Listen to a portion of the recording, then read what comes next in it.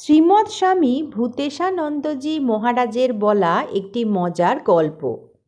একবার জনৈক একজন যাত্রী ক্লান্ত হয়ে দুপুরবেলার কড়া রোদে একটি অশ্বত্থ গাছের নিচে বিশ্রাম করছিল।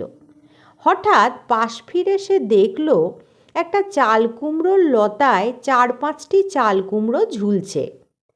তার উপরে তাকিয়ে দেখল অশ্বত্থ গাছ ভর্তি ছোট ছোট অজস্র ফল হয়ে রয়েছে। লোকটা হাসল, ভাবল প্রকৃতির যে কি পাগলামি, এত বিশাল গাছ আর কত শক্ত, তাতে ঝুলছে আমলকির চেয়েও ছোট ছোট ফল।